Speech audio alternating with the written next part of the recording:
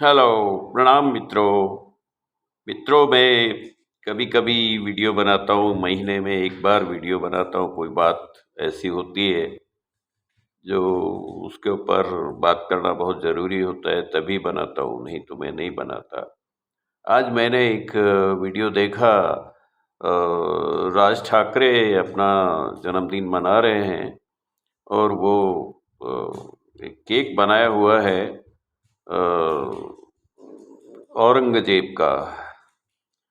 और उसको वो केक को काटते ही हैं। केक को काटना तो कोई अनुचित नहीं है, तलवार से उसका गला काटते हैं। तो उसके ऊपर मुझे ऐसा लगा कि ये सब प्रतीकात्मक जो चीज़ें होती हैं, वो मेरे जैसे बुजुर्ग लोग अगर ऐसा मैसेज दें तो चलता है, लेकिन राज से हम ये उम्मीद नहीं करते कि आप इस तरह का मैसेज दो। नहीं, अब समय आ गया है कि उसकी एक कब्र बनी हुई है। तो आक्रांताओं की जितने भी कब्रें हैं, वो सब हटाने का टाइम आ गया है। इस केक काटने का मैं कोई राज से विरोध नहीं कर रहा हूँ, कुछ कुछ ऐसी प्रतिक्रिया नहीं दे रहा हूँ, नेगेटिविटी की बात नहीं कर रहा हूँ। राज एक बहादुर मराठा है, उनसे ऐसी उम्मीद नहीं, और बुराई करने का कोई मतलब नहीं है। हिंदुत्व के लिए जो काम कर रहे हैं बहुत अच्छा है और आगे करेंगे, ऐसी उम्मीद है। राज से मुझे पूरी उम्मीद है कि वो हिंदू राष्ट्र अभियान में और हिंदुत्व के लिए जी जान लड़ाने वाला योद्धा है। तो राज से मैं सीधा सीधा यही कहना चाहता हूँ कि हम आपसे उम्मीद करता है, हिंदू आपसे उम्मीद करता है कि अब तलवार उठा के और इनकी जो जितने भी ये कब्रें बनी हुई है आक्रांताओं की, सीधी सीधी बात है, अब नहीं चलेगा। इसको कोई गंगा जमनी संस्कृति भाईचारा बिगाड़ने वाला ऐसा विचार मत समझो। आखिर तो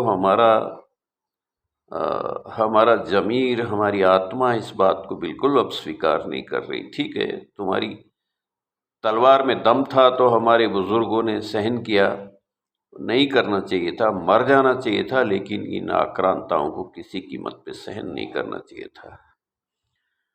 और एक बात मुझे याद आ रही है कि चलो जो हुआ हुआ, ये 47 में ये बीमारी, अब ये तकलीफ देंगे तो इनको बीमारी ही बोला जाएगा। ये बीमारी दूर हो जाती, लेकिन हमारे एक ऐसे थे गांधी बाबा, कांग्रेसियों के बाबा, कांग्रेसियों के राष्ट्रपिता ऐसे थे कि पूरा देश एक तरफ, लोकतांत्रिक शक्तियां एक तरफ और वो बाबा एक तरफ।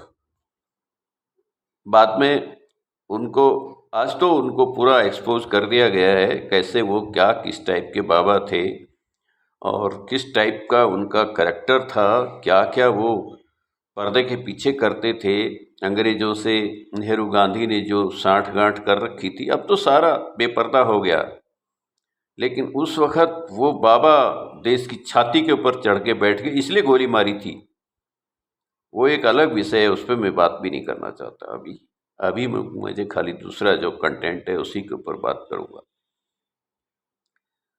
तो ये बाबा बोले कि जो मुस्लिम यहाँ रहना चाहे वो रहने, वो सब संविधान से, कानून से, बहुमत से सबसे ऊपर थे वो।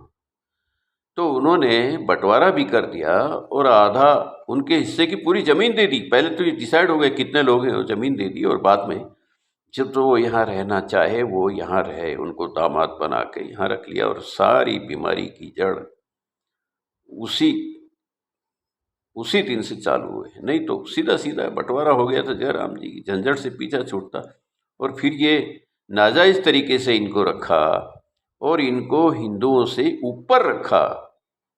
ये कमाल की बात है, वीआईपी बना के रखा इनको, वो अलग बात है। अभी इनको समझाने का वक्त आ गया है। और जितने भी हमारे मठाधीश हैं, हमारे जो शंकराचार्य हैं और जो हमारे अखाड़ाओं के जो बने हुए हैं महंत, उन सबको बैठ के इस बात पे विचार करना चाहिए कि अब वक्त आ गया है, अभी नहीं तो कभी नहीं।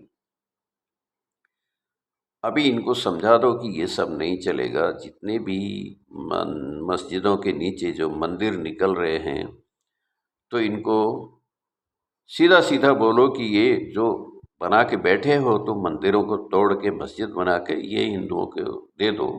बहुत गुंडागर्दी कर दी, बहुत बदमाशी दिखा दी, अब नहीं चलेगा ये। और मूर्तियाँ निकलती है और हिंदू इतना कायर है, इतना आज भी 1000 साल की गुलामी ने इनके खून को पानी बना रखा है। इतने कायर हैं कि मूर्ति निकलने के बाद इनका खून नहीं खोलता। आज मंदिरों में जाके देखो, जो घूमते हैं उनको आंखों में आंसू आते होंगे। मेरी तो आंखों में आंसू आ जाती है कि ऐसी ऐसी मूर्तियों को इन आक्रांताओं ने तोड़ डाला और आज भी हम उनको देख के जरा सा भी जो भी नहीं रेंगती। आश्चर्य है, ये 1000 साल की गुलामी ने क्या कर दिया। अभी उसको जगाने का टाइम आ रहा है कि जागो, देखो, उठो और कम से कम अपने धर्म को देखिए। अगर ये धर्म की बात नहीं है, ये राष्ट्र नहीं बचा तो हमारा धर्म भी नहीं बचेगा। मैं पहले यही कहता हूँ, राष्ट्र पहले, धर्म बाद में। कैसे भी करके राष्ट्र बचाने का एक कार्यक्रम चल रहा है। वो हिंदू राष्ट्र तो एक राष्ट्र बचाने का ही तो एक कार्यक्रम है। तो वो तो मैंने बागेश्वर बाबा से 2 साल पहले चालू कर दिया। अभी भी मेरा जाके देखोगे, मेरा फेसबुक देखिए, मैंने एक गाड़ी बना रखी है, पूरा हिंदू राष्ट्र अभियान वो राजस्थान से प्रचार करता हुआ यहाँ तक लेके आया हूँ। तो अभी नहीं जागे तो कभी जागने का मौका भी नहीं मिलेगा, फिर तुमको चांस नहीं मिलेगा। ये अच्छी बात है ऊपर वाले की, तुम्हारे ऊपर एक कृपा हुई है कि तुमको अभी जो मोदी, योगी, ये जो लोग मिले हैं ना, ये एक चांस है, ऊपर वाले की कृपा है। तो इनका चांस जब आता हुआ दिखता है तो दिखता है, उसको सामने से बाल पकड़ लिए तो पकड़ लिए, पीछे से चांस गंजा रहता है, फिर हाथ मारते रहो, फिर चांस निकल गया तो निकल गया। अब की बार ये कांग्रेसियों को इतनी मिर्ची लगी हुई है कि अगर वापस चांस मिल गया तो ये तुम्हारा इतना बुरा हाल करेंगे कि तुम देखते रह जाना।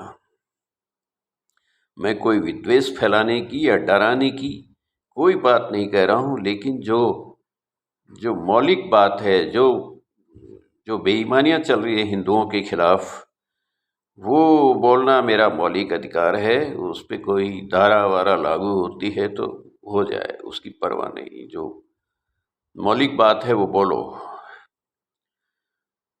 तो संगठित हो जाओ, अस्तित्व बचाने की बात है। यहाँ किसी के ऊपर आक्रमण नहीं कर रहे हैं, बचाव का हमें मौलिक अधिकार है। संगठित हो जाओ और अपना, कम से कम अपना परिवार का बचाने लायक तो बन जाओ। दूसरा कौन बचाएगा? पुलिस बचाएगी, मिलिट्री बचाएगी? कोई नहीं बचाने वाला आएगा। कश्मीर में था ना, सब संविधान के नीचे काम चल रहा था और कितने हजारों लोगों को खुल्लम खुल्ला मस्जिदों से आवाज़ दी जा रही। इनकी हिम्मत देखो, एक भारतीय संविधान के अंदर रह के और क्या क्या ये कुकर्म, काले कारनामे करते हैं इस लोकतांत्रिक देश में। नाम लोकतांत्रिक है, संविधान, ये सब जीरो, कुछ भी नहीं है, दिखावे का सब खेल है। तो अपने परिवार के बचाने के लिए कम से कम अपने घर में जो लीगल हथियार है रख सकते हो, जो तुम्हें कानूनी हक है अपने घरों में। इन लोगों को यही पता नहीं कि हम अपने घरों में क्या हथियार रख सकते हैं, कुछ पता नहीं।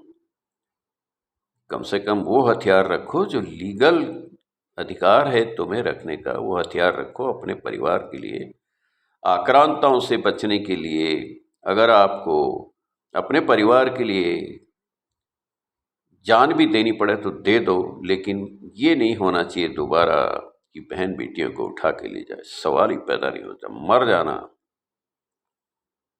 और 1 करोड़ लोग मर जाते तो इन आक्रांताओं की हिम्मत नहीं, इनको मार के भगाना चाहिए था, लेकिन गलती कर दी, 2-3 बार गलती कर दी। अब वो गलती हम दोबारा नहीं करेंगे। इतिहास ने बहुत सबक सिखा दिया, बहुत जख्म दे दिए। उन जख्मों को फूलों से ढकने से कोई फायदा नहीं। उन जख्मों को रोज देखो, हो सकता है तुम्हारा खून खोले और वापिस उठो। Okay, bye.